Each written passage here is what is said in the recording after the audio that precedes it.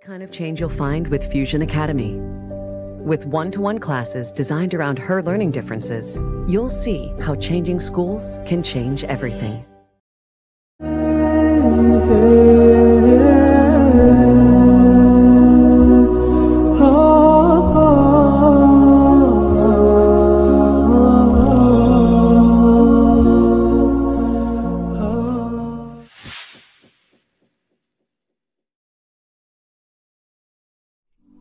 সালাওয়াত বা দুরুদ শরীফের কথা এলেই মনে যেই অনুভূতি সবচেয়ে প্রবলভাবে জেগে ওঠে তা হলো ভালোবাসা। মানুষ যাকে সবচেয়ে বেশি ভালোবাসে তার জন্য সব কিছু করতে পারে। মানুষের ভালোবাসার প্রকাশ যদি আমাদের মুগ্ধ করে তোলে, তাহলে মহান আল্লাহ তাআলার ভালোবাসার প্রকাশ কেমন হতে পারে তা কি ভাবা যায়?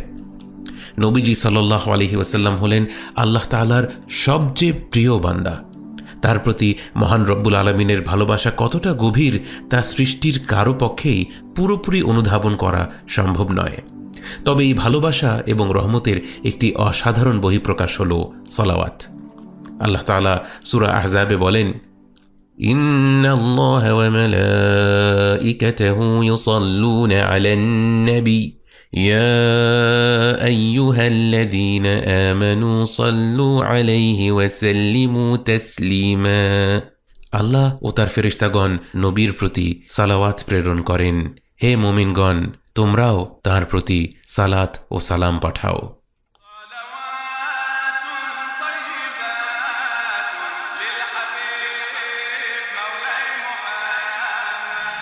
নবীজি সাল্লাল্লাহু আলাইহি ওয়াসাল্লামের প্রতি সালাত প্রেরণের মানে কি?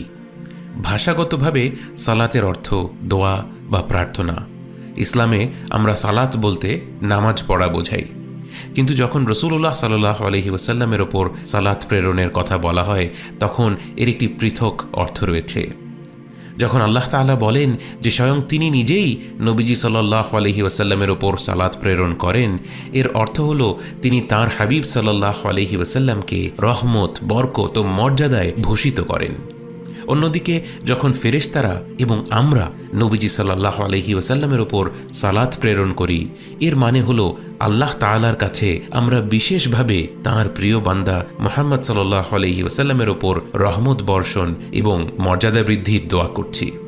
আল্লাহুম্মা সাল্লি ওয়া সাল্লিম ওয়া বারিক আলা সাইয়্যিদিনা মুহাম্মদ ওয়া আলা আলি মুহাম্মদ। হে আল্লাহ, আপনি সাইয়্যিদুনা মুহাম্মদ সাল্লাল্লাহু আলাইহি ওয়াসাল্লামের ওপর সালাত, সালাম এবং বরকত প্রেরণ করুন এবং তার পরিবারের উপরও। সালাওয়াত হলো একটি বহমান নদীর মতো, যে নদীর স্রোত কখনো থেমে যাবে না। প্রতিটি মুহূর্তে বিশ্বের কোনো না কোনো স্থানে উচ্চারিত হচ্ছে নবীজি সাল্লাল্লাহু আলাইহি ওয়াসাল্লামের প্রতি সালাওয়াত। মহাবিশ্বের কোনায় কোনায় গিজগিজ করছে অগণিত ফেরেশতা, যারা সর্বদা আমাদের হাবিব সাল্লাল্লাহু আলাইহি ওয়াসাল্লামের ওপর সালাওয়াত পাঠ করে যাচ্ছে। এই স্বর্গীয় মহাসমাবেশে কোনো ব্যক্তি অংশগ্রহণ না করলে নবীজি সাল্লাল্লাহু আলাইহি ওয়াসাল্লামের শান, তাঁর সম্মান অনুপরিমাণও কমবে না। কিন্তু যখনই কোনো ব্যক্তি এতে অংশগ্রহণ করবে, আল্লাহ তাআলা তাকে সম্মানিত করবেন। যেমন বহমান নদীতে গোসল করলে আপনি পরিষ্কার হতে পারবেন, কিন্তু আপনি নদীর ধারে না গেলে নদী থেমে থাকবে না। সহিহ মুসলিমের হাদিসে এসেছে, নবীজি সাল্লাল্লাহু আলাইহি ওয়াসাল্লাম বলেন, যে আমার উপর একবার সালাত প্রেরণ করবে, আল্লাহ তাআলা তার উপর 10 বার সালাত প্রেরণ করবেন, তাকে মর্যাদার দিক থেকে 10 ধাপ উন্নীত করবেন এবং তার 10টি পাপ মোচন করবেন। সালাওয়াত, যাকে আমরা বলে থাকি দুরুদ শরীফ, এর ফজিলত সম্পর্কে আলোচনা করার সময় আমাদের যে ব্যাপারটি মনে রাখতে হবে তা হলো, আল্লাহ তাআলা সালাওয়াতকে সম্মানিত করেছেন নবীজি সাল্লাল্লাহু আলাইহি ওয়াসাল্লামের প্রতি তাঁর ভালোবাসার কারণে। অতএব আমি কতটা গুনাহগার, আমি জীবনে কত ভুল ত্রুটি করেছি, আমার ইবাদতে কত ঘাটতি আছে, এ সমস্ত ব্যাপার এখানে অপ্রাসঙ্গিক। আল্লাহ আমার ইবাদত কত সুন্দর হয়েছে সেটার উপর নির্ভর করে নবীজি সাল্লাল্লাহু আলাইহি ওয়াসাল্লামকে সম্মানিত করবেন না, বরং নবীজি সাল্লাল্লাহু আলাইহি ওয়াসাল্লামকে আল্লাহ তাআলা সম্মানিত করেছেন এ ব্যাপারটি ফাইনাল হয়ে গিয়েছে এবং তাকে সম্মানিত করার একটি মহা উৎসবের নাম হলো সালাওয়াত বা দুরুদ শরীফ। এই উৎসবে গোটা পৃথিবীর সকলেই আমন্ত্রিত। এই আমন্ত্রণে যেই সাড়া দেবে সেই নবীজি সাল্লাল্লাহু আলাইহি ওয়াসাল্লামের প্রতি আল্লাহ তাআলার অগাধ ভালোবাসার উসিলায় সম্মানিত হবে, তার পাপ মোচন হবে, তার বালা মুসিবত দূর হয়ে যাবে। আল্লাহর উদারতাকে আমরা নিজেদের মনের সংকীর্ণতা দিয়ে বোঝার চেষ্টা করলে আমরা ধোঁকায় পড়ে যাব। আমরা কল্পনাও করতে পারবো না আল্লাহ তাআলা নবীজি সাল্লাল্লাহু আলাইহি ওয়াসাল্লামকে কতটা ভালোবাসেন, তাকে কতটা সম্মানিত করেছেন। সালাওয়াতের এই উৎসবকে তিনি কতটা উন্মুক্ত করে দিয়েছেন। আপনার অজু নেই, আপনিও আমন্ত্রিত। আপনি কবিরা গুনাহ করে ফেলেছেন, আপনিও আমন্ত্রিত। আপনার অন্তরটা একেবারে কলুষিত, আপনিও আমন্ত্রিত। নিজের ইবাদতের দিকে তাকালে নিজেকে ফকির মিসকিন মনে হয়, আপনিও আমন্ত্রিত। শুধু ঠোঁট দিয়ে সালাওয়াত উচ্চারণ করে লাভ কি যদি অন্তরে এর অর্থ প্রবেশ না করে? আপনি ঠোঁট দিয়ে সালাওয়াত উচ্চারণ করতে থাকুন, আল্লাহ তাআলা আপনার অন্তরটা খুলে দিবেন। একদিন কঠোর হৃদয়ের শক্ত প্রাচীর ভেঙে যাবে, ভালোবাসার অবিরত স্রোত আপনার অন্তরকে ভাসিয়ে নিয়ে যাবে। এটা হতে বাধ্য। নবীজি সাল্লাল্লাহু আলাইহি ওয়াসাল্লামের ওপর সালাত প্রেরণ করলে আল্লাহর হুকুমে তার সাথে আমাদের কথোপকথনের একটি ডাইরেক্ট মাধ্যম তৈরি হয়। কারণ নবীজি সাল্লাল্লাহু আলাইহি ওয়াসাল্লাম বলেছেন, নিশ্চয়ই আল্লাহর এমন ফেরেশতারা রয়েছে যারা পৃথিবীতে ঘুরে বেড়ায় এবং আমার উম্মতের কাছ থেকে আমাকে সালাম পৌঁছে দেয়। এবং আরেকটি হাদিসে তিনি বলেন, যখনই কেউ আমার প্রতি সালাম পেশ করে, আল্লাহ আমার রূহকে আমার কাছে ফিরিয়ে দেন এবং আমি তার সালামের জবাব দেই। তার মানে যখনই আমরা দুরুদ শরীফ পাঠ করি, অর্থাৎ নবীজি সাল্লাল্লাহু আলাইহি ওয়াসাল্লামের ওপর সালাত ও সালাম প্রেরণ করি, আল্লাহর হুকুমে নবীজি সাল্লাল্লাহু আলাইহি ওয়াসাল্লামের সাথে আমাদের একটি সরাসরি যোগাযোগের মাধ্যম তৈরি হয়। তিনি জানতে পারেন যে আমরা তার প্রতি সালাত ও সালাম পাঠ করছি এবং তিনি ব্যক্তিগতভাবে এর উত্তর দেন। এই যে প্রতি মুহূর্তে লক্ষ লক্ষ মানুষ তার প্রতি সালাত ও সালাম পেশ করছেন, তিনি কিভাবে তাদের সবাইকে ব্যক্তিগতভাবে জবাব দেন? আল্লাহু ইয়াফআলু মা ইয়াশা, আল্লাহ যা ইচ্ছে করেন তাই সম্পন্ন করে থাকেন। তিনি স্থান এবং কালের ঊর্ধ্বে, বরং তিনি তো স্থান এবং কালের স্রষ্টা। তাঁর হুকুমে নবীজি সাল্লাল্লাহু আলাইহি ওয়াসাল্লামের রূহ প্রতি মুহূর্তে ব্যক্তিগতভাবে অগণিত মুমিন বান্দার সালামের জবাব দিতে পারেন, ঠিক যেভাবে আমরা সামনাসামনি একজন ব্যক্তির সালামের জবাব দিতে পারি। অতএব যদি আপনি এই মুহূর্তে নবীজি সাল্লাল্লাহু আলাইহি ওয়াসাল্লামের সাথে কথা বলতে চান, তার উপর দুরূদ শরীফ পাঠ করুন।